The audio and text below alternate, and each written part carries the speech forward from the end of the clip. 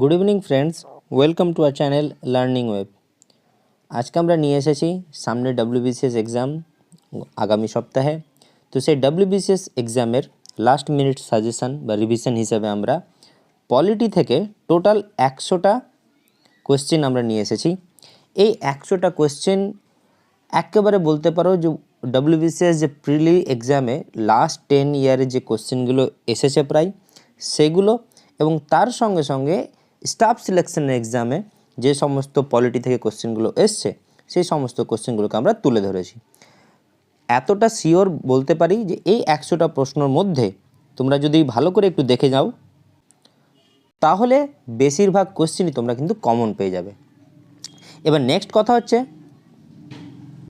যে আমরা 100টা কোশ্চেনই করব তা নয়, 100টা কোশ্চেনের মধ্যেও যে এক্সটার্নাল যে পয়েন্ট হিসেবে যে এক একটা MCQ যে বাকি আদার অপশানগুলো রয়েছে সেগুলোকে নিয়েও আমরা ভালোভাবে আলোচনা করব।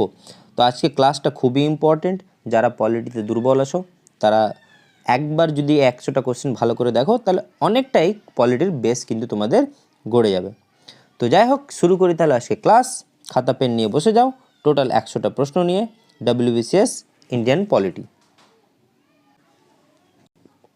তো দেখো আজকের প্রথম প্রশ্ন, what is the term of office for an MP in India? অর্থাৎ মিনিস্টার অফ পার্লামেন্ট তাদের ভারতে কত বছরের টার্ম রয়েছে, অর্থাৎ কত বছর তাদের টেনিওর রয়েছে? Option A 2 years, option B 3 years, option C 4 years, option D 5 years. তাহলে সবাই বেশ ভালোভাবে জানো option D 5 years is the right answer. Next question, what is the minimum age limit to become a member of parliament in Lok Sabha?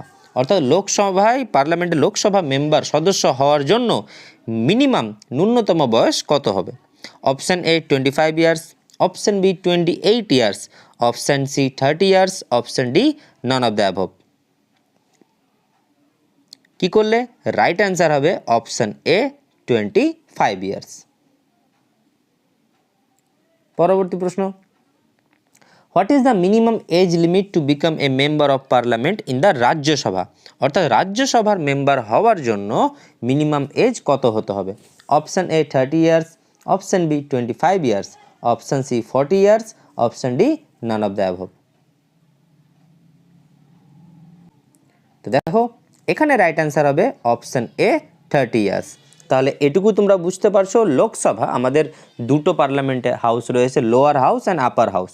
Lower হাউসে লোকসভা যার minimum age সদস্য হওয়ার জন্য 25 ইয়ার্স, আর রাজ্যসভার জন্য 30 ইয়ার্স। পরবর্তী question, how many types of writs are there in the constitution of India?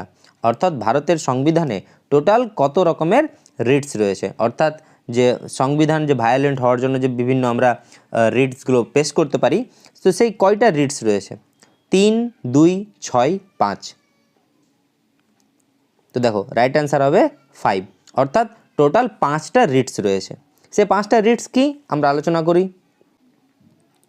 তো দেখো টোটাল 5টা রিটস রয়েছে। প্রথম যে রিটস রয়েছে সেটা হচ্ছে আমাদের ম্যান্ডামাস, দ্বিতীয় রিটস হ্যাবিয়াস কর্পাস, 3 নম্বর সার্টিওরি, 4 নম্বরে রয়েছে কিউ ওয়ারেন্টো, অ্যান্ড 5 নম্বরে রয়েছে রিট অফ প্রোহিবিশন। অর্থাৎ টোটাল 5টে রিটস রয়েছে, habeas corpus, mandamus, certiorari, quo warranto and writ of prohibition. তাহলে পরবর্তী question, how many number of members are nominated by the president to the Rajya Sabha? অর্থাৎ রাজ্যসভায় প্রেসিডেন্টের দ্বারা কতগুলো মেম্বারকে তিনি নমিনেট করতে পারেন? Option A 20, option B 18, option C 12, option D 15। তো রাইট অ্যান্সার হবে অপশান C 12। রাজ্যসভায় প্রেসিডেন্ট রাষ্ট্রপতি 12 জনকে নমিনেট করতে পারে।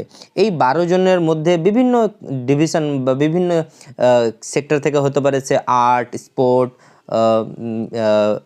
তারপর ইন্ডাস্ট্রিয়াল, বিভিন্ন থেকে 12 জনকে নমিনেট করতে পারে প্রেসিডেন্ট। ওকে, পরবর্তী question, who among the following is the ex officio chairman of NITI Aayog formally known as the planning commission. অর্থাৎ নীতি আয়োগ, যেটা আগের নাম ছিল কি প্ল্যানিং কমিশন, যেটা বলতে পারো গভর্নমেন্টালের থিঙ্ক ট্যাঙ্ক। তো সেই নীতি আয়োগের চেয়ারম্যানকে? Option A prime minister, option B president, option C Lok Sabha speaker, option D vice president. তো দেখো রাইট অ্যান্সার হবে প্রাইম মিনিস্টার। নীতি আয়োগের চেয়ারম্যান হচ্ছেন prime minister. Next question, which article of the Indian constitution defines a money bill? অর্থাৎ যে অর্থ বিল সম্বন্ধে ভারতের সংবিধানে কোন আর্টিকেল, কোন ধারা ব্যাখ্যা করেছে? Option A article 111, option B article 112, option C article 110, option D article 113। তো মাথায় রাখবে মানি বিল, রাইট অ্যান্সার হবে অপশান সি আর্টিকেল 110, আর্টিকেল 110। মাথায় রাখবে মানি বিল কিন্তু লোকসভায় পাস হয়। লোকসভায় সেটা কি করবে, মানে ডিসিশন যে অ্যাপ্রুভাল কিন্তু লোকসভা নেবে। স্পিকার খালি চেক করবে যে মানি বিল সেটা রয়েছে কি, মানি বিল আছে কি নেই। লোকসভা কি করবে, সেটা অ্যাকসেপ্ট করবে বা অ্যাপ্রুভাল করবে এবং রাজ্যসভাকে পাঠানো হবে। রাজ্যসভাকে মানি বিল পাঠানো হয়, বাট রাজ্যসভা জাস্ট দেখতে পারবে। রাজ্যসভা কিন্তু সেটার সম্বন্ধে কোনো অ্যাপ্রুভাল করতে পারবে না। তো মানি বিলের সম্পূর্ণ যে দায়িত্ব, সম্পূর্ণ অ্যাপ্রুভালের যে ক্ষমতা, সেটা পাওয়ারটা কিন্তু লোকসভায় রয়েছে, মাথায় রাখবে। পরবর্তী question, which article of the Indian constitution allows for the imposition of presidents rule? অর্থাৎ প্রেসিডেন্সিয়াল রুল, রাষ্ট্রপতি শাসন সম্বন্ধে ভারতের কোন সংবিধানের কোন আর্টিকেল ব্যাখ্যা করেছেন? Option A article 355, option B article 354, option C article 357, option D article 356। তো মাথায় রাখবে প্রেসিডেন্ট রুলস বা রাষ্ট্রপতি শাসন নিয়ে যে আর্টিকেলটা রয়েছে, সে আর্টিকেল হচ্ছে আর্টিকেল 356, 356। পরবর্তী question, part 4 of the Indian constitution deals with what? ভারতে টোটাল 22টে পার্ট রয়েছে। তো সেই টোটাল 22টা পার্টের মধ্যে যে চতুর্থ যে পার্ট, সেই পার্টটা ভারতের কোন সংবিধানের কোন জিনিসটাকে নিয়ে আলোচনা করেছে? Option A fundamental rights, option B fundamental duties, option C DPSP directive principle of state policy, option D none of the above. তো এখানে রাইট অ্যান্সার হবে option C directive principle of the state policy, অর্থাৎ DPSP. Fundamental যে rights সেটা part 3তে রয়েছে, মাথায় রাখবে। ফান্ডামেন্টাল ডিউটিস রয়েছে 4A পার্টে, যেটা বলতে পারো যে 42তম যে অ্যামেন্ডমেন্ট অ্যাক্ট 1976-এ, তার ফলে কি হয়েছিল, সেটা 51 নম্বর এ, আর্টিকেল 51A-তে অ্যাড হয়েছিল fundamental duties. But directive principle of state policy কিন্তু অ্যাকচুয়ালি রয়েছে কোথায়? পার্ট 4-এ। ওকে, চলো next question, which article of the Indian constitution deals with the presidential election in India? অর্থাৎ ভারতে যে রাষ্ট্রপতির যে নির্বাচন, সে প্রসেসটা কোন আর্টিকেল ব্যাখ্যা করেছে? Option A article 71, option B article 54, option C article 77, option D article 58। তো দেখো রাষ্ট্রপতির যে ইলেকশন প্রসেস, সেটা একটা ইলেকটোরাল কলেজ বলতে পারো, একটা সিস্টেমের মধ্যে দিয়ে হয়। ইলেকটোরাল কলেজ, যেখানে বলতে পারো যে লোকসভা এবং রাজ্যসভার যে ইলেকটেড মেম্বার এবং বিভিন্ন যে স্টেট এবং ইউনিয়ন টেরিটরিজ যে ইলেকটেড যে লেজিসলেটিভ অ্যাসেম্বলি, তারা কি করবে, যে প্রসেসটা মানে ভোটের দ্বারা, ইলেকশনের দ্বারা প্রেসিডেন্ট বা রাষ্ট্রপতি নির্বাচন করবে। তো এই প্রসেসটা আর্টিকেল 54-এ রয়েছে, অর্থাৎ আর্টিকেল 54 প্রেসিডেন্সিয়াল ইলেকশনকে নিয়ে ব্যাখ্যা করে। পরবর্তী question, president of India serves as the commander in chief of which Indian arm force? অর্থাৎ যে রাষ্ট্রপতি, ভারতের যে রাষ্ট্রপতি, তিনি হচ্ছেন commander in chief, supreme commander. তো তিনি ভারতের কোন বাহিনী, কোন আর্ম ফোর্সের supreme commander? Option A Indian army, option B Indian navy, option C Indian air force, option D all of the above. তাহলে মাথায় রাখবে রাষ্ট্রপতি কিন্তু প্রতিটারই, option D all of the above. পরবর্তী প্রশ্ন, the president of India has the power of pardoning under which article? অর্থাৎ ভারতের রাষ্ট্রপতির যে ক্ষমা করার, যে পার্ডনিং ক্ষমা করার যে পাওয়ার, যে ক্ষমতাটা, সেটা কোন আর্টিকেলে ব্যাখ্যা হয়েছে? Option A article 73, option B article 72, option C article 74, option D article 76। তো রাইট অ্যান্সার হবে আর্টিকেল 72। অর্থাৎ রাষ্ট্রপতির যে ক্ষমা করার যে পাওয়ার, সেটা আর্টিকেল 72 এ ব্যাখ্যা রয়েছে। এবার মাথায় রাখবে যদি গভর্নর বলে, অর্থাৎ গভর্নর অফ স্টেট বলে, সে গভর্নর স্টেটেরও কিন্তু পাওয়ার রয়েছে ক্ষমা করা। তো সেটা কিন্তু মাথায় রাখবে আর্টিকেল 161, 161 নম্বর যে আর্টিকেল ধারা, সেখানে কিন্তু গভর্নরের পার্ডনিং করার ক্ষমতা রয়েছে। কিন্তু প্রেসিডেন্ট যেহেতু বলেছে, তো প্রেসিডেন্টের কী হবে? আর্টিকেল 72। পরবর্তী প্রশ্ন, what is the minimum age to contest presidential election in India? অর্থাৎ ভারতের রাষ্ট্রপতি যে নির্বাচনের জন্য, রাষ্ট্রপতির মানে লড়াইয়ের জন্য যে রাষ্ট্রপতি যে দাঁড়াবে, তার মিনিমাম এজ, বয়স কত হতে হবে? Option A 25, option B 18, option C 65, option D 35। তো মাথায় রাখবে অ্যান্সার হবে অপশন ডি 35। অর্থাৎ প্রেসিডেন্টকে নির্বাচনে দাঁড়াতে হলে মিনিমাম 35 এজ হতে হবে। এবং এই ব্যাখ্যাটা মাথায় রাখবে আর্টিকেল 58-এ কিন্তু রয়েছে, আর্টিকেল 58-এ রয়েছে। তাহলে দেখো প্রসেসটা বুঝো, আর্টিকেল 54-এ রয়েছিল যে কিভাবে প্রসেসটা হবে ইলেকট্রাল কলেজের মাধ্যমে, ঠিক না? আর আর্টিকেল 58-এ কিন্তু রাষ্ট্রপতির কোয়ালিফিকেশনের কথা বলেছে, এজের কথা উল্লেখ করেছে আর্টিকেল 58-এ। Next, which fundamental rights can not be suspended even during an emergency? অর্থাৎ ভারতে যদি এমার্জেন্সিও চালু হয়ে যায়, তো সেই এমার্জেন্সির মানে আপৎকালীন এমার্জেন্সি হয়ে গেলেও কোন ফান্ডামেন্টাল রাইটস, কোন মৌলিক অধিকারকে সাসপেন্ড করা যাবে না? Option A right to speech, option B right to religion, option C right to equality, option D right to life and personal liberty. তো মাথায় রাখবে right to life and personal liberty, এটাকে কিন্তু কোনো মতেই বাতিল করা যাবে না। 15 নম্বর প্রশ্ন, the fundamental duties are mentioned in? অর্থাৎ যে মৌলিক কর্তব্য, রাইটস না কিন্তু, ফান্ডামেন্টাল রাইটস হচ্ছে মৌলিক অধিকার, ফান্ডামেন্টাল ডিউটিজ মৌলিক কর্তব্য কোন পার্টে বা কোথায় উল্লেখ রয়েছে? Option A part 4A, option B part 4, option C part 3, option D in schedule 4A। দেখো ভালো কোশ্চেন কিন্তু।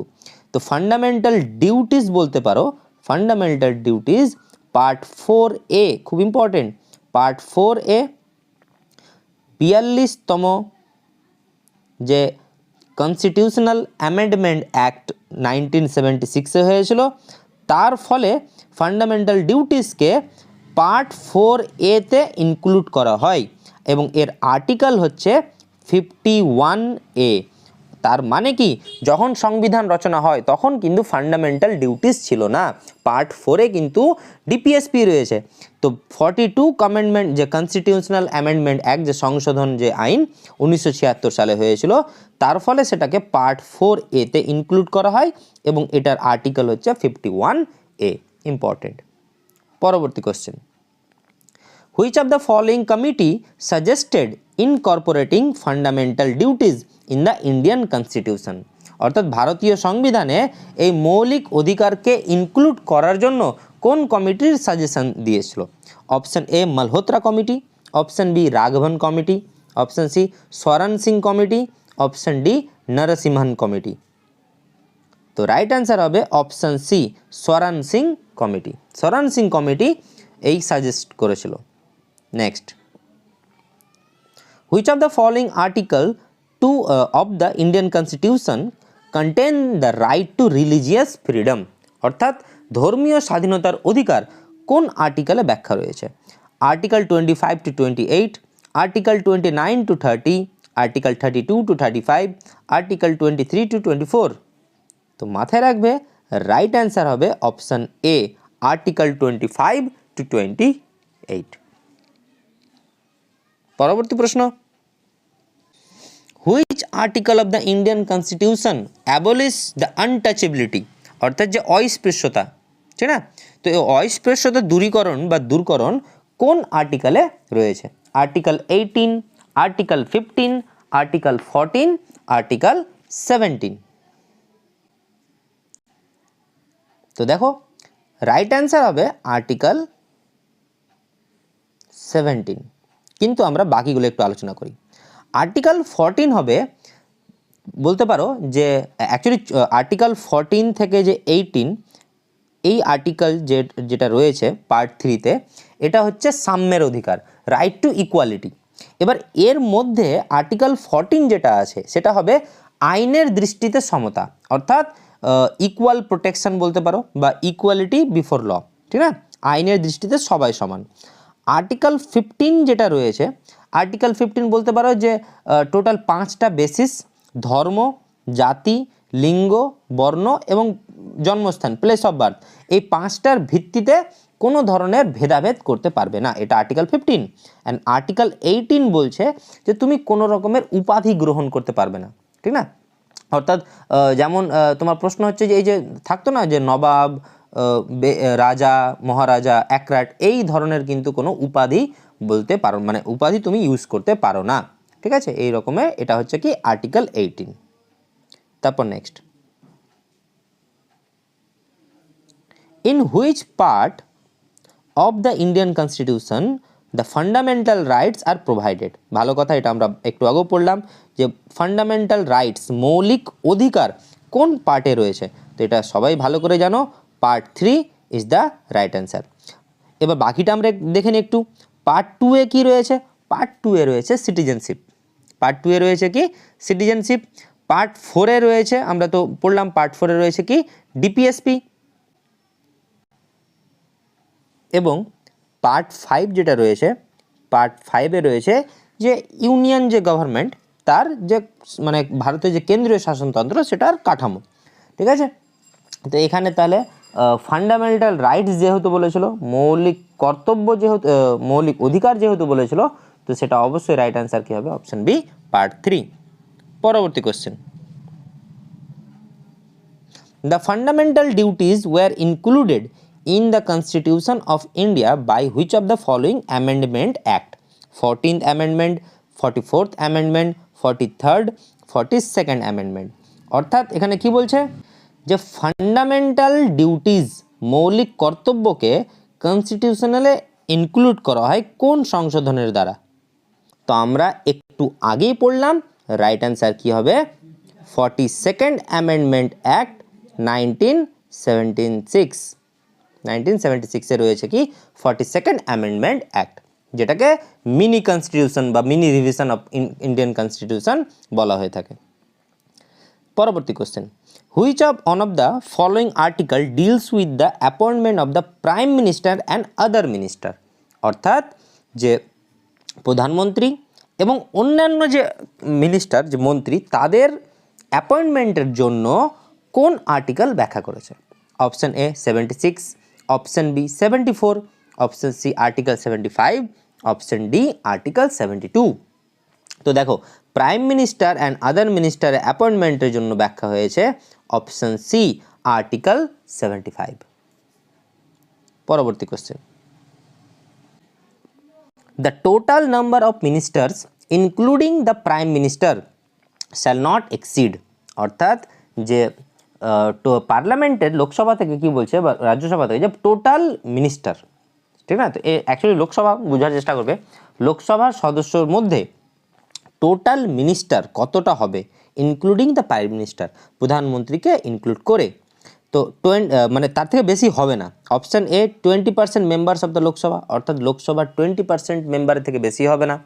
Option B 10% member, option C 25% member, option D 15% of members of the Lok Sabha. তো দেখো এখানে রাইট অ্যান্সার হবে অপশান ডি, লোকসভার 15% মেম্বারের থেকে বেশি যাতে মিনিস্টার না হয়, ইনক্লুড প্রাইম মিনিস্টার, এটা হচ্ছে একটা আর্টিকেল। ওকে, পরবর্তী প্রশ্ন, the supreme court of India at present contains the following number of জাজেস, অর্থাৎ এখন বর্তমানে কতটা সুপ্রিম কোর্টের জজ রয়েছে? Option A 25, option B 34, option C 20, option D 30। দেখো অ্যাকচুয়ালি বলে থাকি তোমাদের যে 2014 সালের যে অ্যামেন্ডমেন্ট, তাতে যে সুপ্রিম কোর্টের জজের সংখ্যা 1+30 অর্থাৎ 31 করার কথা বলা হয়েছিল, এবং 2019-এর যদি আমি অ্যামেন্ডমেন্ট দেখি তাহলে সুপ্রিম কোর্টের যে জজের সংখ্যা 1+33 অর্থাৎ 34 সংখ্যক করা হয়েছে। এবার তোমরা প্রশ্ন করতে পারো, স্যার 1+ কেন লিখছেন? কারণ হচ্ছে সুপ্রিম কোর্টে একজন থাকে চিফ জাস্টিস এবং বাকি থাকে সুপ্রিম কোর্টের জজ। তো এখন বর্তমানে সুপ্রিম কোর্টের জজ হচ্ছে অপশান বি 34। এবার যদি তোমার প্রশ্ন করলো যে ইনক্লুড এখানে চিফ জাস্টিস অফ ইন্ডিয়া, তো চিফ জাস্টিসকে যদি বাদ দিই তাহলে মাথায় রাখতে হবে এখানে কিন্তু অ্যান্সার হবে 33। ঠিক আছে, তো অ্যাকচুয়ালি এই সুপ্রিম কোর্টের গঠন, সুপ্রিম কোর্টের যা ক্ষমতা কাজ সম্বন্ধিত যে আর্টিকেল, সেটা মাথায় রাখবে 124 থেকে 147, ঠিক না? 124 থেকে 147, ঠিক আছে। চলো next, who among the following appoint the chief justice and other জাজেস অফ দ্য সুপ্রিম কোর্ট, অর্থাৎ সুপ্রিম কোর্টের চিফ জাস্টিস এবং যে অন্যান্য যে জজ, তাদেরকে নিয়োগ কে করে, অ্যাপয়েন্ট কে করে? Option A prime minister, option B vice president, option C home minister, option D president of India. তো দেখো রাইট অ্যান্সার হবে option D, president of India, অর্থাৎ রাষ্ট্রপতি কি করবে, যে chief justice of India and যে আদার জাজেস সুপ্রিম কোর্টে তাদেরকে নিয়োগ করবে। পরবর্তী question, which article of the constitution of India provides the composition and jurisdiction of the supreme court of India, অর্থাৎ এই সুপ্রিম কোর্টের গঠন, ঠিক আছে, কোন আর্টিকেল বলেছে? Option A article 137 to 141, article 144, article 126 and article 124(1). তো অ্যাকচুয়ালি সুপ্রিম কোর্টের গঠন সম্বন্ধিত যে আর্টিকেল, সেটা হচ্ছে আর্টিকেল 124(1). পরবর্তী question, which of the following describes India as a secular state, অর্থাৎ ভারতকে সেকুলার স্টেট, অর্থাৎ এই যে সেকুলার কথাটা, ঠিক না, যে ভারত সম্বন্ধিত রয়েছে, ভারত সম্বন্ধিত যে সেকুলার স্টেট কথাটা উল্লেখ রয়েছে, সেটা কোথায়? অপশান এ ফান্ডামেন্টাল রাইটস অর্থাৎ মৌলিক অধিকারে, option B directive principle of state policy ডিপিএসপিতে, অপশান সি 5th শিডিউলে, and option D preamble of the কনস্টিটিউশনে। তো দেখো এখানে রাইট অ্যান্সার হবে option D, preamble of the কনস্টিটিউশনে, অর্থাৎ ভারতের যে সংবিধানের যে প্রস্তাবনা, সে প্রস্তাবনায় কি হয়েছে, এই সেকুলার কথাটা উল্লেখ রয়েছে, অর্থাৎ India as a secular state, এটা আমি প্রিয়াম্বেলে পাবো। ঠিক আছে, supreme court held that the preamble is not a part of constitution in which of the following case, অর্থাৎ কোন কেসের পরেই সুপ্রিম কোর্ট একটা সিদ্ধান্তটাকে রাখে যে প্রিয়াম্বেল প্রস্তাবনা কিন্তু কনস্টিটিউশনের পার্ট নয়। তো option A Berubari union case, option B Unni Krishnan versus union of India, option C Minerva mills versus the union of India and other state, option D Sunil Batra versus Delhi government. তো দেখো রাইট অ্যান্সার হবে option A Berubari union case. Berubari union কেসের পরেই যে supreme court সিদ্ধান্ত নেয় যে preamble is not a part of constitution, but পরবর্তীতে যে বিভিন্ন কেসগুলো হয়েছিল, এলআইসি কেস, ঠিক না, সেই সমস্ত কেসের পরে সুপ্রিম কোর্ট এটা ঘোষণা, এটা বলতে পারো যে সুপ্রিম কোর্ট একটা সিদ্ধান্তে এসেছে যে preamble is not a part of, মানা যায় যে preamble is not part of Indian constitution, but তার যে বেসিক স্ট্রাকচারকে কিন্তু তুমি চেঞ্জ করতে পারো না। এটা কিন্তু ইম্পর্টেন্ট যে প্রিয়াম্বলের যে বেসিক স্ট্রাকচার যে রয়েছে সে বেসিক স্ট্রাকচারকে কিন্তু তুমি চেঞ্জ করতে পারবে না। এরকম অনেকগুলো কেস রয়েছে, যেমন কেশবানন্দ ভারতী মামলা, ঠিক আছে, এসআর বোমাই মামলা, তো আর এলআইসি। তো এগুলো থেকে এটাই এসেছে যে প্রস্তাবনা প্রিয়াম্বল সংবিধানের একটা অবিচ্ছেদ্য অংশ। পার্ট তো হয়েছে অবিচ্ছেদ্য অংশ, কিন্তু তুমি বেসিক কোনো এর স্ট্রাকচারকে কোনো রকমভাবেই চেঞ্জ করতে পারবে না।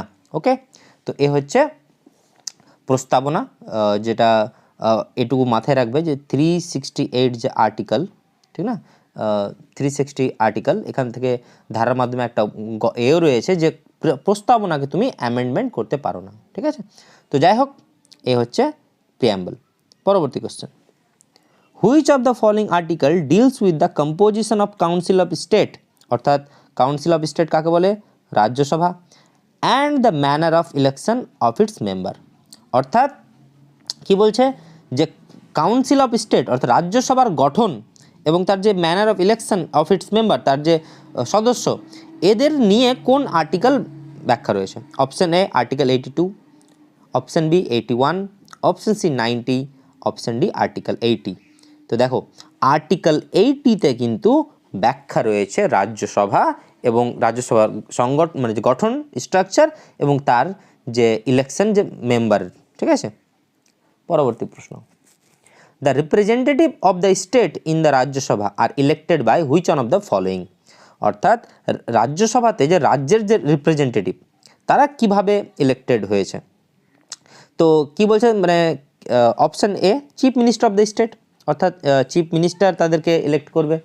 Option B elected members of the state legislative assembly. Option C governor. Option D president. তো দেখো এখানে রাইট অ্যান্সার হবে option B elected members of the state legislative assembly. Okay, পরবর্তী প্রশ্ন, Niti Aayog came into effect from, অর্থাৎ নীতি আয়োগ কবে থেকে শুরু হয়। Option A 1 March 2015, option B 1 April 2015, option C 1 January 2015, option D 25 December 2014। তো দেখো নীতি আয়োগ, যেটা আগের নাম ছিল কি প্ল্যানিং কমিশন, নীতি আয়োগ হচ্ছে কি গভর্নমেন্টাল থিঙ্ক ট্যাঙ্ক যার চেয়ারম্যান প্রাইম মিনিস্টার, এবং নীতি আয়োগ অপশন সি 1 জানুয়ারি 2015 থেকে স্টার্ট হয়েছে। Next, which part of the constitution deals with the panchayat, deals with the panchayat, অর্থাৎ পঞ্চায়েত যে সিস্টেম তার জন্য বলছে কোন পার্ট, কোন অংশ, সংবিধানের কোন অংশ তোমার ব্যাখ্যা করেছে। Option A part 9, option B part 10, option C part 8, option D part 11। তো দেখো রাইট অ্যান্সার হবে অপশন এ পার্ট 9। নবম যে পার্ট 9-এ পঞ্চায়েতের সিস্টেম রয়েছে। কিন্তু যদি তোমাদের শিডিউল বলতো যে পঞ্চায়েত সিস্টেম পঞ্চায়েতি রাজ কোন শিডিউলে রয়েছে, তো মাথায় রাখবে 11 শিডিউলে। ওকে, 11 শিডিউলে রয়েছে কি পঞ্চায়েত।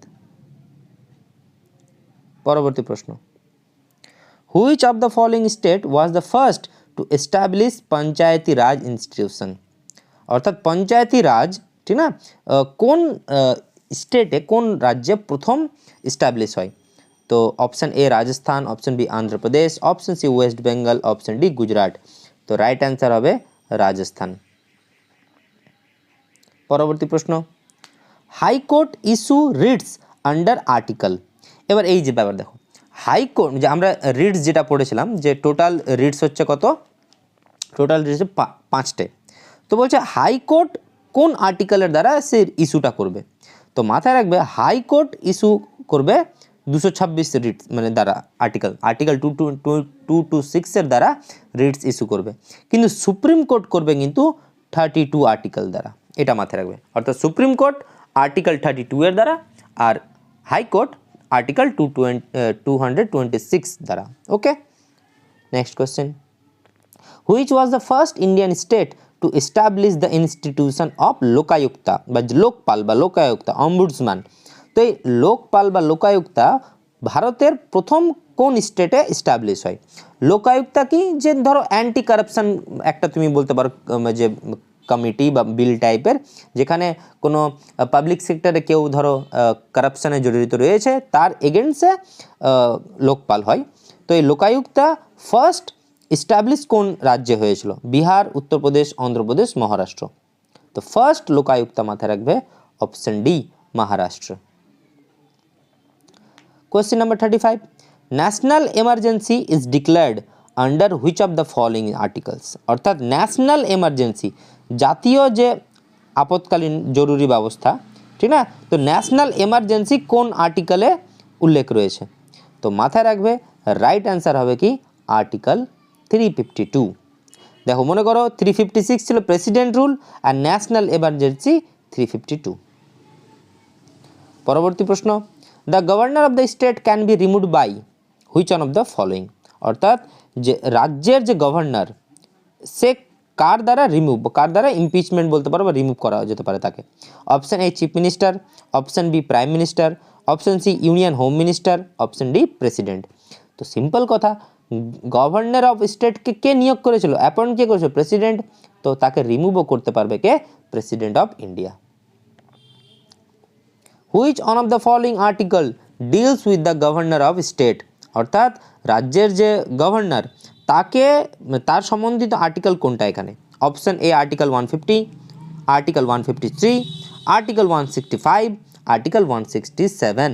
তো দেখো গভর্নর অফ স্টেট সম্বন্ধিত আর্টিকেল হচ্ছে কি 153, article 153 is the right answer. পরবর্তী প্রশ্ন, members of election commission are appointed by? অর্থাৎ যে ইলেকশন কমিশনের যে মেম্বার্স, ঠিক না, তাকে কে অ্যাপয়েন্ট করবে? Option A prime minister of India, option B president of India, option B prime minister of India, option C elected by the people অর্থাৎ লোকের জনগণের দ্বারাই, option D chief justice of India. অবশ্যই রাইট অ্যান্সার কী হবে? President of India.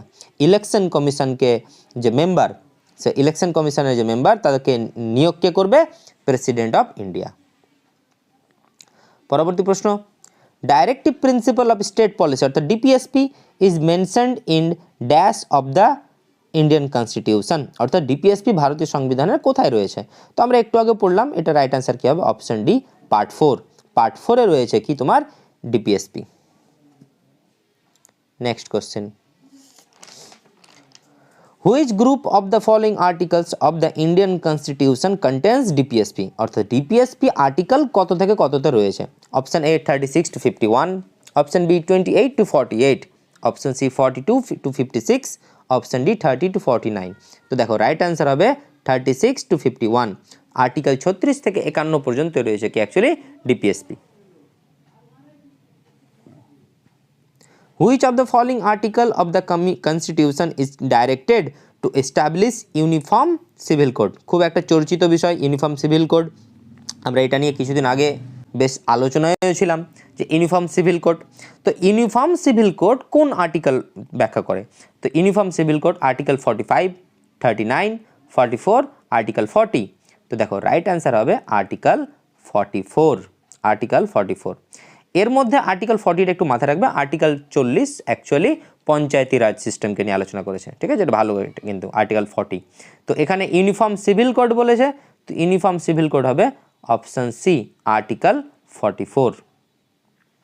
Next question, which article of the Indian constitution provides for an election commission in India? অর্থাৎ ভারতে যে ইলেকশন কমিশন প্রয়োজন তার কোন আর্টিকেলে সেটা রয়েছে? Option A article 324, option B article 128, option C article 256, option D article 378। দেখো 128 তো হবেই না, কারণ 128 সুপ্রিম কোর্টের গল্প বলছে। তো ইলেকশন কমিশনের অ্যাকচুয়ালি যে প্রয়োজনীয়তা প্রোভাইড বলতে পারো সেটা রয়েছে কি অপশন এ আর্টিকেল 324। পরবর্তী question, Indian constitution took the concept of single citizenship from? অর্থাৎ ভারতে যে এক নাগরিকত্ব এটা কোন দেশ থেকে ভারতের মানে বড় করা বা নেওয়া? Option A America USA, option B UK, option D C Australia, option D Japan. তো এখানে রাইট অ্যান্সার হবে অপশন বি ইউকে। তোমরা অলরেডি একটা ক্লাস দেখে নিতে পারো, সেই ক্লাসে কোন এ থেকে মানে কোন দেশ থেকে কোন ধারণাটা নেওয়া হয়েছে সেটা একটা পুরো ডিটেলস ক্লাস রয়েছে। তো এখানে রাইট অ্যান্সার কী হবে? Option B, United kingdom.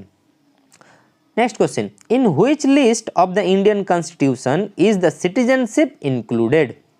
দেখো ভারতের যে ফেডারেল যে স্ট্রাকচার তাতে তিনটে লিস্ট রয়েছে, মাথায় রাখবে। একটা হচ্ছে ইউনিয়ন লিস্ট, ওকে, একটা হচ্ছে স্টেট লিস্ট, আর একটা হচ্ছে কনকারেন্ট লিস্ট, ঠিক না? তিনটা লিস্টের কথা বলে দিই।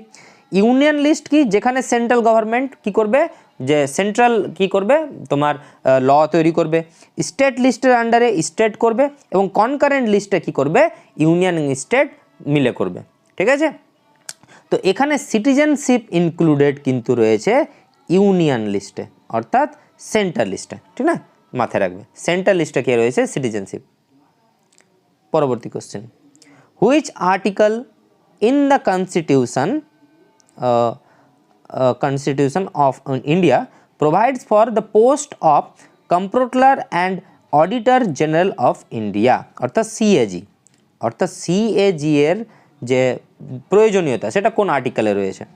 Article 148, article 343, article 266, article 248। তো সিএজি এর কনসেপ্ট রয়েছে আর্টিকেল 148-এ, আর্টিকেল 148-এ। পরবর্তী প্রশ্ন, হু অ্যাপয়েন্টস দ্য সিএজি, অর্থাৎ সিএজিকে নিয়োগ কে করে? Prime minister, chief justice of India, president, vice president. তো দেখো রাইট অ্যান্সার হবে option C, president. Option C, president. পরবর্তী প্রশ্ন, the total number of schedules in the constitution are, অর্থাৎ ভারতে কতটা শিডিউলস রয়েছে? 8, 12, 10, 14। তোমরা ভালোভাবে জানো রাইট অ্যান্সার হবে অপশন বি, 12। টোটাল শিডিউল রয়েছে 12টা। To whom the speaker of the Lok Sabha gives his resignation, অর্থাৎ লোকসভার স্পিকার যদি রিজাইন দিতে চায় তাহলে সে কাকে দেবে? Option A president, option B chief justice of India, option C prime minister, option D deputy speaker of the Lok Sabha. তো দেখো রাইট অ্যান্সার হবে deputy speaker of Lok Sabha, okay. Next, which of the following articles is called the soul of the constitution by the doctor Ambedkar, অর্থাৎ Bhimrao Ambedkar, B R Ambedkar কোন আর্টিকেলটাকে soul of the constitution বলেছে, অর্থাৎ সংবিধানের আত্মা বলেছে? Article 32, article 368, article 19, article 15। তো দেখো রাইট অ্যান্সার হবে অপশন এ, আর্টিকেল 32, যেখানে আমরা দেখেছিলাম যে সুপ্রিম কোর্ট কি করবে, রিটসগুলোকে জারি করবে। তো option A 32 is the soul of the constitution by the doctor B R Ambedkar. Next question, article 18 of the Indian constitution deals with, আমরা একটু আগে পড়লাম, অর্থাৎ আর্টিকেল 18, 18 নম্বর ধারা কিসের কথা বলছে? অ্যাবলিশন অফ আনটাচেবিলিটি, অস্পৃশ্যতার, অ্যাবলিশন অফ টাইটেলস, অর্থাৎ উপাধি গ্রহণের কথা, abolition of child labour, option D right to equality. তো একটু আগে আমরা পড়েছি, এখানে রাইট অ্যান্সার কী হবে? Abolition of title. Untouchability article 17-তে ছিল কিন্তু, মাথায় রাখবে। আর রাইট টু ইকুয়ালিটি তো 14 থেকে 18, ঠিক না? তো রাইট অ্যান্সার এখানে কী হবে? Abolition of titles, article 18। Next, the community development programme was launched in the year, অর্থাৎ এই যে সিডিপি কমিউনিটি ডেভেলপমেন্ট প্রোগ্রাম এটা কবে স্টার্ট হয়? Option A 1950, option B 1951, option C 1952, option D 1953। তো রাইট অ্যান্সার হবে option C 1952, okay. Next question, the Indian constitution adopted on, অর্থাৎ ভারতের যে কনস্টিটিউশন অ্যাডপ্টেড অন, দেখো দুটো কথা মাথায় রাখবে, অ্যাডপ্টেড অন আর কেম ইনটু বিং ফোর্স, অর্থাৎ মানে অ্যাডপ্টেড জাস্ট মানে মান্যতা পেয়েছিল যে হ্যাঁ, আর কেম ইনটু বিং ফোর্স অর্থাৎ স্টার্ট শুরু হয়েছিল, চালু হয়েছিল। তো অ্যাডপ্টেড অন সবসময় মাথায় রাখবে 26 নভেম্বর 1949, কিন্তু যদি বলে যে কেম ইনটু বিং ফোর্স তো অ্যান্সার কী হবে? 26 January 1950, okay. Next question, 6th schedule of the Indian constitution content provision, অর্থাৎ যে টোটাল 12টা শিডিউল রয়েছে তার মধ্যে যে 6 নম্বর শিডিউল সেটা কি নিয়ে ব্যাখ্যা করছে। Option A administration of tribal areas in Assam, Meghalaya and Mizoram. Option B administration and control of schedule area of many state. Option C disqualification of member on ground of defection. তো দেখো রাইট অ্যান্সার হবে option A administration of tribal area in Assam, Meghalaya and Mizoram. 6 শিডিউলে কিন্তু এটা রয়েছে। তো দেখো আমরা একটু আলোচনা করি। টোটাল 12টা শিডিউল রয়েছে, তার মধ্যে দেখো প্রথম শিডিউল কি বলছে। Schedule 1 state and union territories name and their boundary details, অর্থাৎ যে রাজ্য এবং কেন্দ্রশাসিত অঞ্চলের যে নাম এবং তাদের বাউন্ডারি, তার যে সীমানা, সেটা শিডিউল 1-এ রয়েছে। শিডিউল 2-এ কী রয়েছে? শিডিউল 2-এ রয়েছে special power and salary details of president, governor of state, speaker, deputy speaker, Rajya Sabha and Lok Sabha, supreme court and high court জজ। অর্থাৎ বলতে পারো যে বিভিন্ন যে পদের কথা বলেছে, president, governor of state, speaker, deputy speaker, তাদের স্যালারি এবং তাদের যে ক্ষমতা সেটা শিডিউল 2-তে রয়েছে। Okay. Schedule 3 oath and promise of all authority except president and vice president, অর্থাৎ প্রেসিডেন্ট এবং ভাইস প্রেসিডেন্ট বাদে বাকি সমস্ত যে অথরিটি রয়েছে তার মধ্যে minister, cabinet minister, prime minister, supreme কোর্টের জজ, ঠিক না, রাজ্যসভার স্পিকার, তাদের যে ওথ, তাদের যে এই শপথ, সেটা শিডিউল 3-তে রয়েছে। শিডিউল 4-এ কী রয়েছে? Rajya Sabha MP count of state and union territories, অর্থাৎ যে রাজ্যসভার যে সদস্য সংখ্যা তাদের রাজ্যের পপুলেশনে বেসিসে। এটাও ইম্পর্টেন্ট যে রাজ্যসভার এবং এমপি এবং পার্লামেন্টে যে এমপি তাদের স্টেটের বেসিসে কী করা হয়, সিটিং অ্যারেঞ্জমেন্টটা করা হয়, সেটা রয়েছে কোথায়? শিডিউল 4-এ। শিডিউল 5-এ কী রয়েছে? শিডিউল 5-এ রয়েছে scheduled area and tribes area administration and control law details, অর্থাৎ শিডিউলড এরিয়া এবং scheduled tribes administration, SC ST administration schedule 5-এ। শিডিউল 6-এ রয়েছে যে এই যে বিভিন্ন ট্রাইবাল এরিয়া, হিলি এরিয়াগুলো, যেমন আসাম, মেঘালয়, ত্রিপুরা, মিজোরাম, তাদের ক্ষেত্রে যে বিভিন্ন অ্যাডমিনিস্ট্রেশন শিডিউল 6-এ রয়েছে। আর এটা আমাদের কোশ্চেন ছিল এখন। শিডিউল 7-এ রয়েছে খুব ইম্পর্টেন্ট, খুবই বলতে পারো মোস্ট ইম্পর্টেন্ট শিডিউল 7, যেখানে রয়েছে detail list about union and state government and concurrent list, অর্থাৎ সেন্টার এবং স্টেটের মধ্যে যে একটা যে যুগ্ম তালিকা এবং তাদের মধ্যে যে পাওয়ার, ডিস্ট্রিবিউশন পাওয়ার, সেটা শিডিউল 7-এ রয়েছে।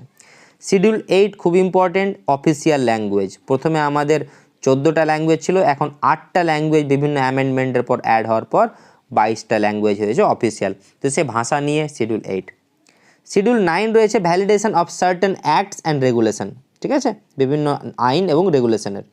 Schedule 10 details about party change and disqualification of MPML, এই যে দলবদল, যে বিভিন্ন যে নেতারা ধরো কোনো একটা পার্টি থেকে ভোটে দাঁড়ালো এবং ভোটে মানুষ তো সে তার উপর আস্থা রেখে ভোট দিল, এবার তারপরে পরে সে আবার অন্য কোনো পার্টিতে জয়েন করে গেল, তো এটা তো মানুষের প্রতি একটা মানে কী বলছে, মানুষের বিশ্বাসটা ভেঙে দেওয়ার মতো।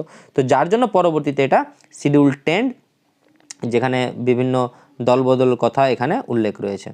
শিডিউল 11 মাথায় রাখবে, responsibility and power of panchayat, অর্থাৎ rural development area and urban development area মিউনিসিপ্যালিটির জন্য কী রয়েছে? শিডিউল 12। তাহলে আমাদের 12টা শিডিউলের কথাই কিন্তু এখানে আলোচনা করলাম। ওকে, তাহলে পরবর্তী কোশ্চেন চলো। Which constitutional amendment act granted the right to education for all citizen, ঠিক না? রাইট টু এডুকেশন, ঠিক না, RT, সেটা কোন অ্যামেন্ডমেন্টের দ্বারা হয়? 73rd, 42, 82, 86। তো দেখো রাইট অ্যান্সার হবে 86 অ্যামেন্ডমেন্ট অ্যাক্ট 2002। 86তম সংশোধনের পরেই রাইট টু এডুকেশন RT চালু হয়।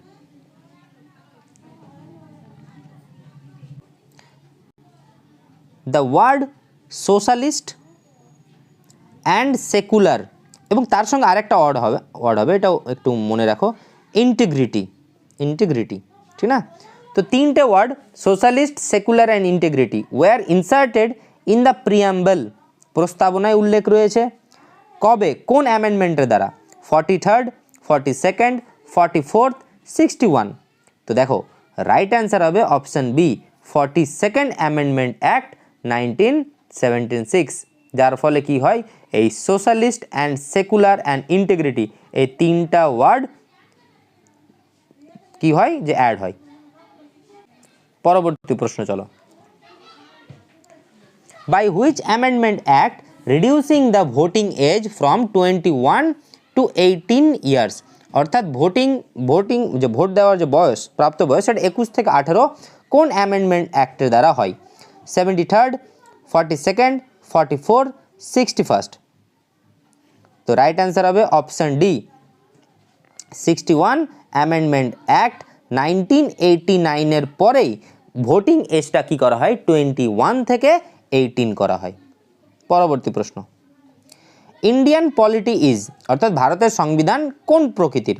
Option A federal in nature, option B unitarian nature, option C quasi federal in nature. তো দেখো ভারতের পলিটি হবে কি, option C quasi federal in nature. পরবর্তী প্রশ্ন, the president of India is elected by, অর্থাৎ ভারতের যে রাষ্ট্রপতি কাদের দ্বারা নির্বাচন করা হয়?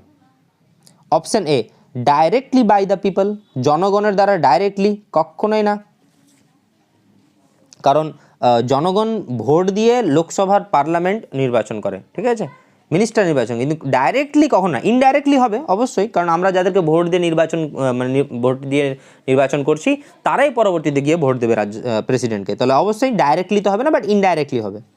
Nominated member of Lok Sabha Rajya Sabha, না নমিনেটেড না, সব কিন্তু ইলেক্টেড মেম্বার হবে, তাহলে অপশান বিও বাদ। Elected member of Lok Sabha only, শুধুমাত্র লোকসভা না, রাজ্যসভাও তো দেয়, তো option D elected member of Lok Sabha, Rajya Sabha and legislative assembly, এটা ইম্পর্টেন্ট, অর্থাৎ লোকসভার মেম্বার ইলেক্টেড মেম্বার, রাজ্যসভার ইলেক্টেড মেম্বার এবং বিভিন্ন স্টেট এবং ইউনিয়ন টেরিটরির যে লেজিসলেটিভ অ্যাসেম্বলি রয়েছে তাদের ইলেক্টেড মেম্বাররা ভোট দিয়ে প্রেসিডেন্টকে নির্বাচন করবেন। ওকে, পরবর্তী question, the president is impeached by, এটা ইম্পর্টেন্ট, প্রেসিডেন্টের যে পদচ্যুতি তাকে যে সরিয়ে দেওয়ার সেটা কাদের দ্বারা হবে? Option A special tribunal, option B supreme court, option C parliament, option D prime minister of India. তো দেখো রাইট অ্যান্সার হবে পার্লামেন্ট, ঠিক আছে, পার্লামেন্ট আর্টিকেল 61 দ্বারা কি করবে, প্রেসিডেন্টের ইমপিচমেন্ট প্রসেস শুরু করবে, ঠিক আছে। তারপর which article describe the impeachment of president, এই তো একই ওই কোশ্চেনটায় আলোচনা হলো যে কোন আর্টিকেল প্রেসিডেন্টের ইমপিচমেন্টকে ডেসক্রাইব করছে, তো option B article 61। Panchayat system is introduced by, অর্থাৎ পঞ্চায়েত যে সিস্টেম সেটা কোন অ্যামেন্ডমেন্ট অ্যাক্টের দ্বারা ইন্ট্রোডিউসড হয়েছিল? 62nd, 61st, 73rd, 74th। তো মাথায় রাখবে অপশান সি 73rd, 1992। এখানে একটু ইম্পর্টেন্ট নোট করে নিতে পারো যে 1992 73তম সংশোধনের দ্বারা পঞ্চায়েত সিস্টেম এবং 74তম সংশোধন দ্বারা যে মিউনিসিপ্যালিটি আরবান ডেভেলপমেন্ট সিস্টেম, ঠিক না। পরবর্তী question, education under the Indian constitution include in, অর্থাৎ যে শিক্ষা কি হয়েছে যে কোন কনস্টিটিউশন মানে কোন লিস্টে রয়েছে, স্টেট লিস্টে রয়েছে, ইউনিয়ন লিস্টে রয়েছে না কনকারেন্ট লিস্টে রয়েছে? তো এটা খুবই ইম্পর্টেন্ট কোশ্চেন কিন্তু, আর তার পেছনে কারণ রয়েছে, এটা অ্যান্সার হবে কনকারেন্ট লিস্টে। এডুকেশন কিন্তু কনকারেন্ট লিস্টের, অর্থাৎ সেন্ট্রাল এবং স্টেট দুটো ল তৈরি করতে পারে এডুকেশন রিলেটেড। কারণ আছে দেখো একটু বলে দিই তোমাদের যে আগে 47 ছিল কনকারেন্ট লিস্ট, বাট এখন হয়ে গেছে 52 কনকারেন্ট লিস্ট। তার মানে কি 5টা অ্যাড হয়েছে। ওই 5টা কি? তো অ্যাকচুয়ালি ওই 5টা তোমাদের যদি বলি, ওই 5টা হচ্ছে এই যে দেখো, through the 42nd amendment act 1976 5 subject were transferred from state to concurrent list, অর্থাৎ 42তম সংশোধনের পর যে স্টেট লিস্ট থেকে 5টা লিস্ট কি হয়েছে কনকারেন্ট লিস্টে এসেছে। সেগুলো কি কি? এগুলো important: education, forest, weights and measure, protection of wild animal and administration of justice. এই 5টা কিন্তু কনকারেন্ট লিস্টে অ্যাড হয়েছে, স্টেট লিস্টে এরা ছিল আগে এক সময়, এখন কনকারেন্ট লিস্টে হয়েছে। তো এটা মাথায় রাখবে। কি কি বললাম আরেকবার দেখে নাও। Education, forest, weight and measures, protection of wild animals and administration of justice. তাহলে রাইট অ্যান্সার কী হবে? Concurrent list. আগে স্টেট লিস্ট ছিল এডুকেশনে, এখন এটা কনকারেন্ট লিস্ট। চলো next question. Upper house of the state legislative assembly, অর্থাৎ স্টেট লেজিসলেটিভ অ্যাসেম্বলির আপার হাউস কোনটা? Option A Lok Sabha, option B Rajya Sabha, option C Vidhan Sabha, option D Vidhan পরিষদ।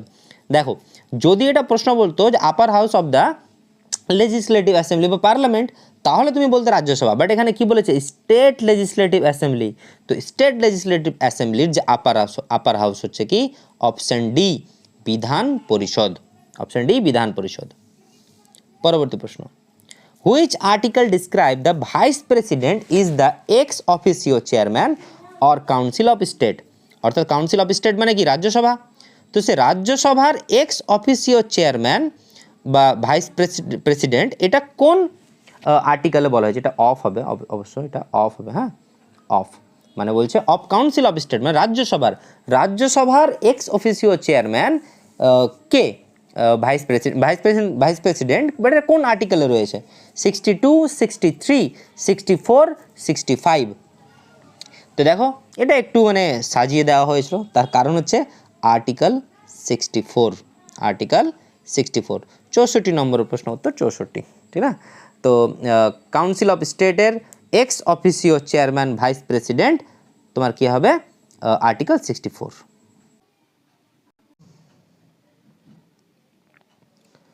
এবার দেখো নেক্সট কোশ্চেন।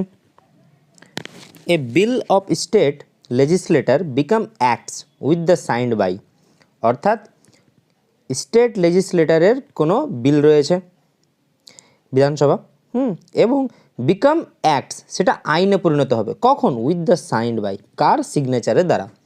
তো option A chief minister, option B governor of the state, option C president of India, option D the speaker.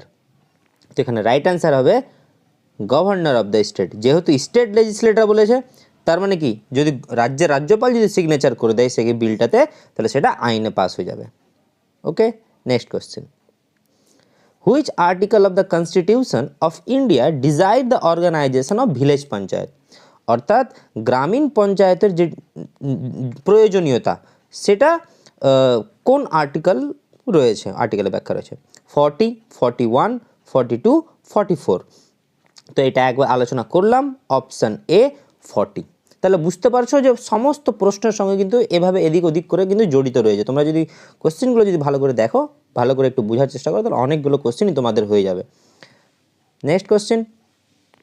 How many members in public account committee from Lok Sabha? এবার দেখো, public account committee অর্থাৎ PAC, তো এটা বলতে পারো যে গভর্নমেন্টের যে হিসাব রাখার জন্য একটা কমিটি।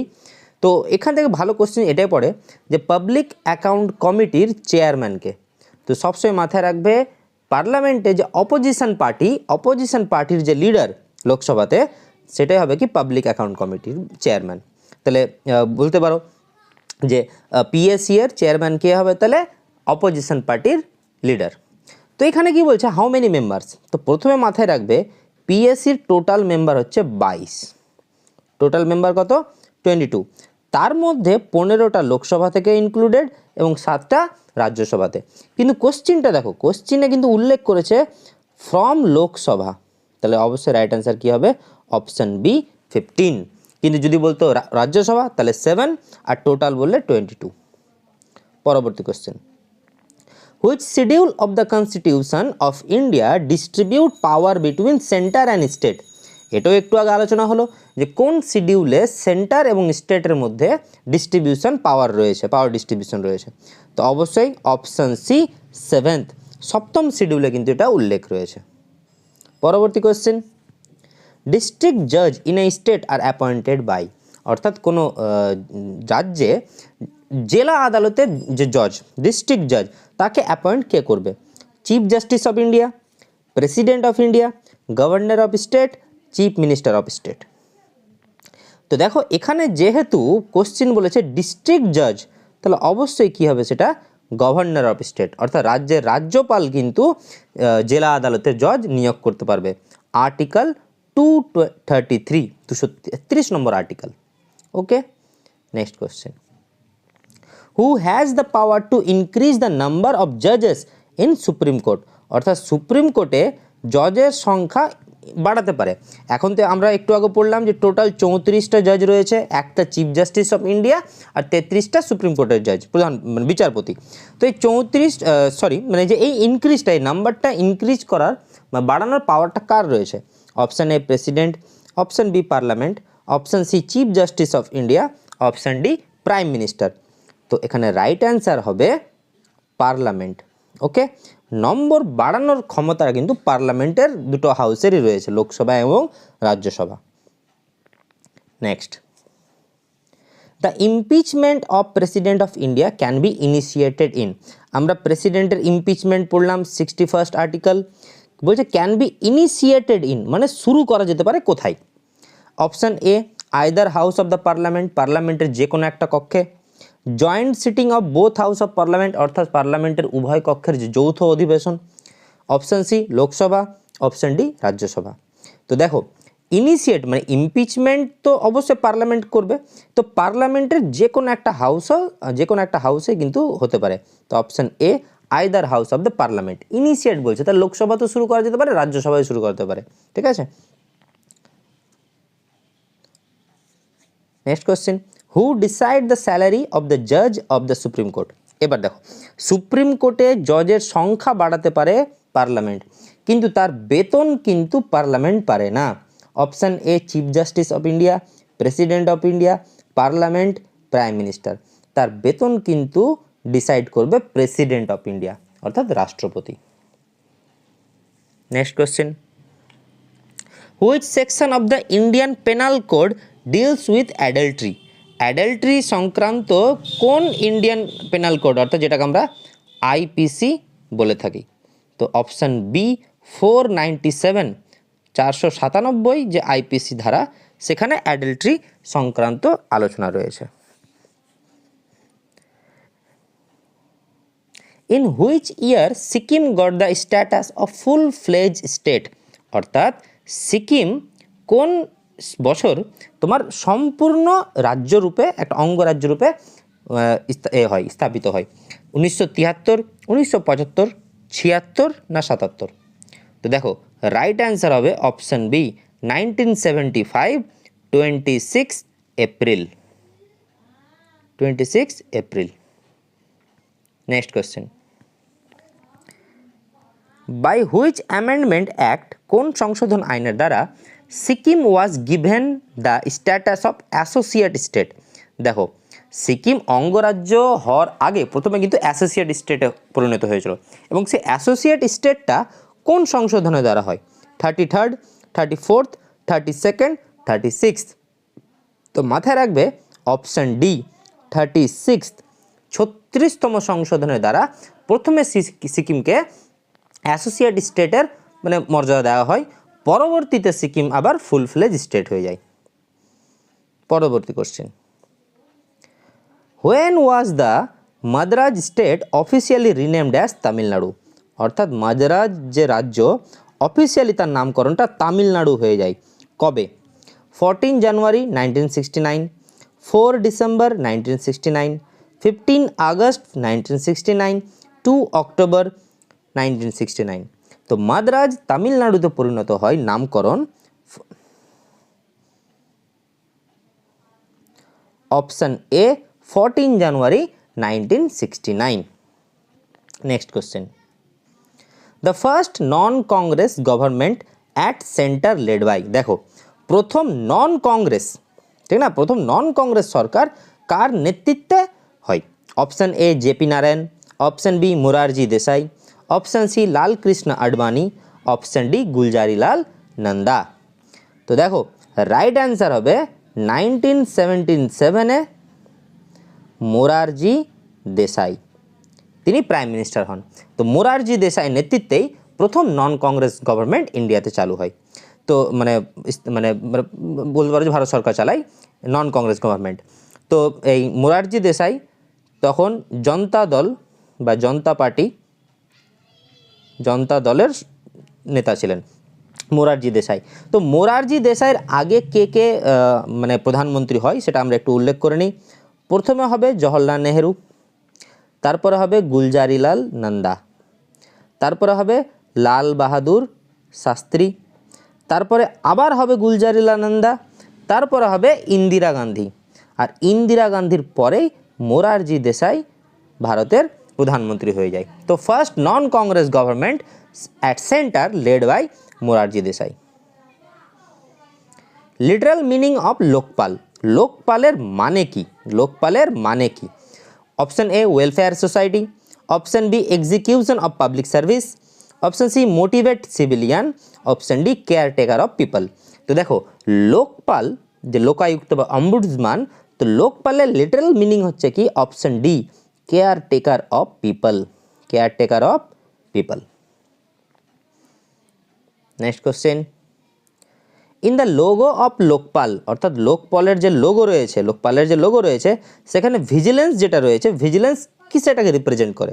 অপশন এ ট্রাইকালার, তিনটা রং, অপশন বি অশোক চক্র, অপশন সি টু হ্যান্ডস দুটো হাত, অপশন ডি জাজ বেঞ্চ, জজের বেঞ্চ। তো অ্যাকচুয়ালি লোকপালের লোগোতে ভিজিলেন্স রিপ্রেজেন্ট করে অপশন বি অশোক চক্র, অশোক চক্রকেই ভিজিলেন্স রিপ্রেজেন্ট করে লোকপালের logo.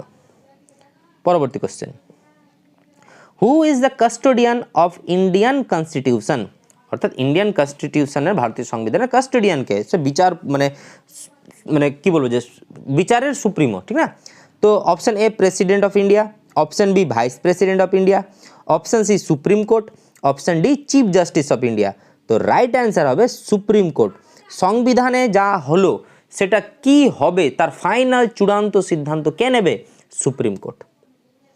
Next question, procedure for the amendment, সংশোধনের যে procedure of the constitution is taken from, কোথায় থেকে নেওয়া হয়েছে? Option A USA, option B Russia, option C South Africa, option D Canada.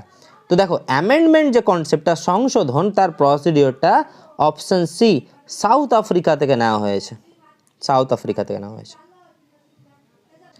পরবর্তী question, the concept of federal system in India, federal system in Indian constitution is taken from, অর্থাৎ ভারতের যে যুক্তরাষ্ট্রীয় কাঠামো ফেডারেল সিস্টেম সেটা কোথা থেকে নেওয়া হয়েছে? Option A Ireland, option B Australia, option C Germany, option D Canada. তো মাথায় রাখবে option D Canada is the right answer. Next question, from which country the concept fundamental duties in Indian constitution is taken?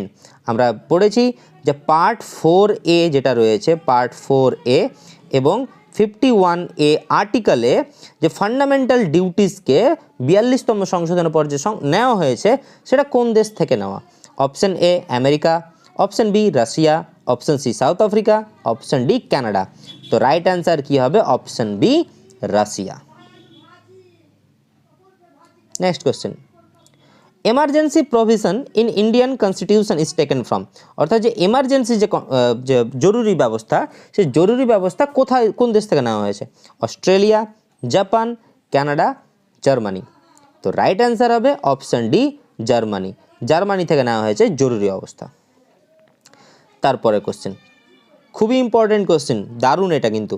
A money bill passed by the Lok Sabha, আমরা আগেও পড়েছি লোকসভাতে মানি bill pass হয়, is deemed to have been passed by the Rajya Sabha also when no action is taken by the upper house within।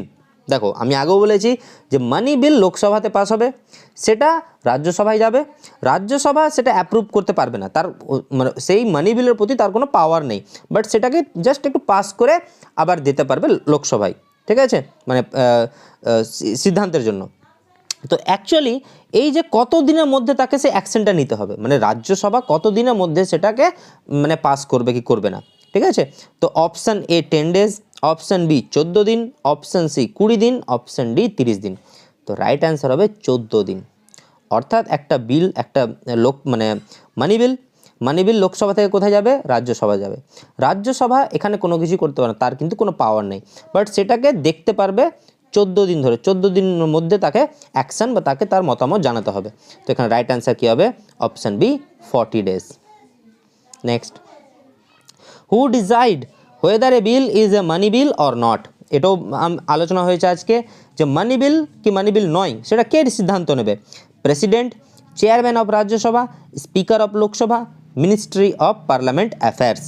তো দেখো money bill আছে কি নেই সেটা কে ডিসাইড করবে, option C speaker of Lok Sabha. Speaker of Lok Sabha কী করবে, মানি বিলের সিদ্ধান্ত নেবে। তারপর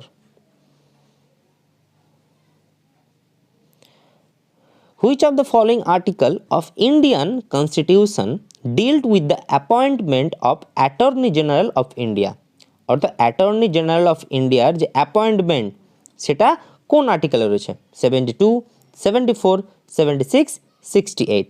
তো রাইট অ্যান্সার কী হবে, অপশান সি আর্টিকেল 76। 76-এ অ্যাকচুয়ালি অ্যাটর্নি জেনারেল অফ ইন্ডিয়ার অ্যাপয়েন্টমেন্ট রয়েছে। Which of the following describes India as a secular state, এই কোশ্চেনও আমরা অনেকবার পড়েছি যে কোথায় রয়েছে যে India is a secular state. তো অবশ্যই এটা রাইট অ্যান্সার কী হবে, option D preamble of the constitution. ভারতের সংবিধানের প্রস্তাবনায় রয়েছে কি যে ইন্ডিয়া একটা secular state. Next question, who said that the preamble is the key note to the constitution, অর্থাৎ সংবিধানের যে প্রস্তাবনা এটা হচ্ছে সংবিধানের চাবিকাঠি, key note. Option A Ernest Barker বলেছেন, অপশান বি বি.আর. আম্বেদকর বলেছেন, অপশান সি কে.এম. মুন্সি বলেছেন, অপশান ডি জওহরলাল নেহরু বলেছেন। তো রাইট অ্যান্সার হবে option C K M. Munshi. K M. Munshi এই প্রিয়াম্বলকে সংবিধানের চাবিকাঠি বলেছেন। Next question, the idea of a constitution assembly to frame a constitution for India was first mooted by, অর্থাৎ প্রথমবার যে কনস্টিটিউশনের যে কনসেপ্ট সেটাকে ভারতীয় সংবিধানের যে অ্যাসেম্বলি গণপরিষদে নিয়ে আসে কার এতে। Option A M N. Roy, Manabendranath Roy 1927, actually এটা 1927 না 1923 হবে, একটু দেখে নিও এটা। Option B Indian National Congress 1936, option C the Muslim League 1905, option D the all parties conference in 1946। না অবশ্যই দেখো, the idea of a constitution assembly to a frame of a constitution for India was first mooted by. তো এখানে কনস্টিটিউশন অ্যাসেম্বলি গণপরিষদের যে প্রথম যে idea সেটা প্রপোজ হয় এম.এন. রয়, মানবেন্দ্রনাথ রয় 1927 না, এটা যতটা সম্ভব 1934 হবে হয়তো। তো যাই হোক একটু দেখে নিও, কিন্তু মানবেন্দ্রনাথ রয় প্রথমবার গণপরিষদের প্রস্তাব রেখেছিলেন। তারপর which article of Indian constitution deals with the constitutional amendment, অর্থাৎ যে সংবিধানের সংশোধন সেটার কোন আর্টিকেলে রয়েছে। Article 332, 386, 368, naan of the above. তো দেখো ভারতীয় সংবিধানে যে কনস্টিটিউশনাল অ্যামেন্ডমেন্ট সংশোধনের কথা আর্টিকেল 368 368 নম্বর আর্টিকেলে রয়েছে।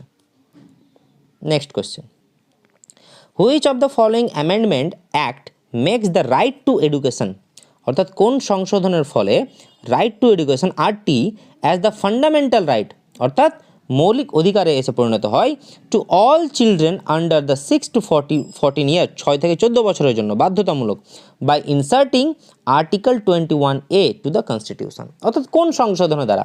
এটা একবার আলোচনা হয়েছে, রাইট অ্যান্সার হবে কি option B 86th amendment act 2002। Next, which article of the Indian constitution has the provision of finance commission in India. দেখো ফিনান্স কমিশনের কাজটা কি বলে দিচ্ছি, ফিনান্স কমিশন বলতে পারো যে ভারতে সেন্ট্রাল এবং স্টেটের যে ফাইন্যান্সিয়াল যে ডিস্ট্রিবিউশন নিয়ে যে একটা কি বলবো যে একটা কমিশন, ঠিক না, তাদের মধ্যে যে কীভাবে ডিস্ট্রিবিউশন হবে ফাইন্যান্সিয়াল ম্যাটারগুলো সেটা একটা কমিশন। তো এই কমিশনের কনসেপ্টটা কোন আর্টিকেলে রয়েছে। তো এখানে 4টে পয়েন্ট রয়েছে, 275, 280, 265, 360। তো রাইট অ্যান্সার কী হবে 280 280 নম্বর আর্টিকেলে কিন্তু ফাইন্যান্স কমিশন রয়েছে। এটা কিন্তু খুব ইম্পর্টেন্ট, ফাইন্যান্স কমিশন কিন্তু অনেকবার তোমার WBCS প্রিলি এক্সামে কিন্তু এসেছে, ঠিক আছে, মাথায় রাখবে। নেক্সট কোশ্চেন চলো।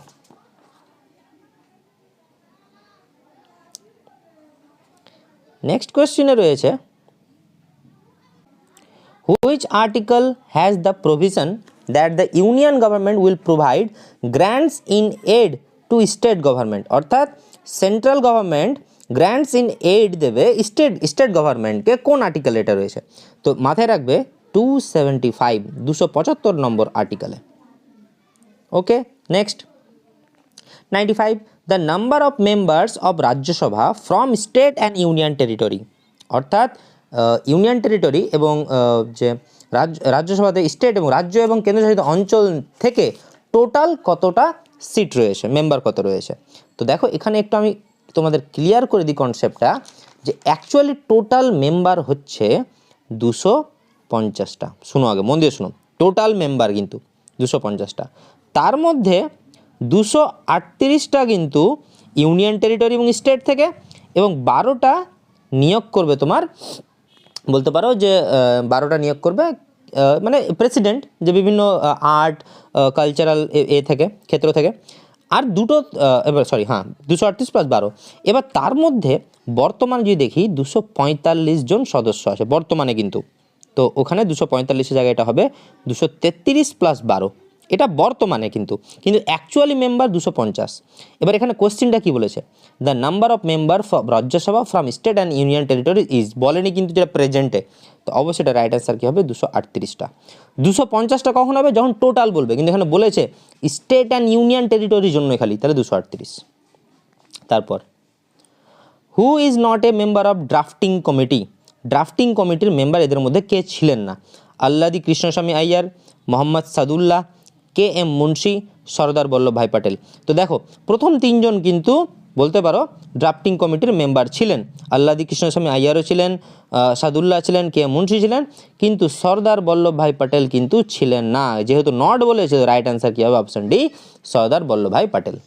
Next question, who preside over the first meeting of the Indian constitutional assembly?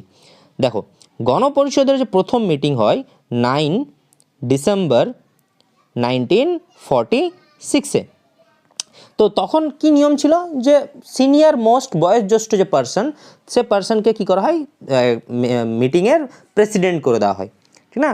তো সেই মিটিংয়ে প্রথম দিন সচ্চিদানন্দ সিনহা, তিনি ছিলেন সবচেয়ে এক্সপিরিয়েন্স এবং সবচেয়ে বয়স্ক, তো যার জন্য তাকে কি করা হয়, ওই মিটিংয়ের প্রেসাইড মানে প্রেসিডেন্ট করে দেওয়া হয়। তো who preside over the first meeting of the Indian constitutional assembly, doctor Sachchidananda Sinha.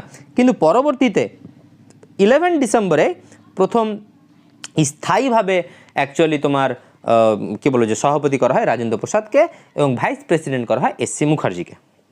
Next question, the power to issue writs by supreme court has been invest under which of the following article? তো এটা আমরা একবার আলোচনা হয়েছে, যে হাইকোর্টের দ্বারা সেটা 226 আর্টিকেলে রিট ইস্যু হয়, আর সুপ্রিম কোর্টে সেটা হয় আর্টিকেল 32-এ। Okay, next 99 joint session of the parliament is arrange under the, দেখো মাথায় রাখবে আমি এখানে দুটো আর্টিকেলের কথা তোমাদের বলে দিই, 110 আর্টিকেল মানি বিলের কথা বলেছে, আর পার্লামেন্টের জয়েন্ট সেশনের কথা বলেছে আর্টিকেল 108-এ, 108 নম্বর আর্টিকেলে। লাস্ট কোশ্চেন 100 নম্বর question, which of the following article dealt with the formation of parliament, অর্থাৎ পার্লামেন্টের যে সংগঠন, যে গঠন স্ট্রাকচার নিয়ে কোন আর্টিকেল রয়েছে? তো রাইট অ্যান্সার হবে আর্টিকেল 79। তো এই হচ্ছে টোটাল আমাদের 100টা প্রশ্ন। তো এখান থেকে তোমরা আরামসে আমি বলতে পারি যে কোশ্চেন পাবেই পাবে, এটা আমি আমার গ্যারেন্টি দিয়ে বলতে পারি। এবার আমি একটু তোমাদের একটু বলে দিই, কয়েকটা মানে কোশ্চেনের বাইরে একটু টপিক রয়েছে, ঠিক আছে? যেমন তোমাদের বলি কি বলি right two property, right two property. দেখো আগে ফান্ডামেন্টাল রাইটস 7টা ছিল, এখন হয়ে গেছে 6টা।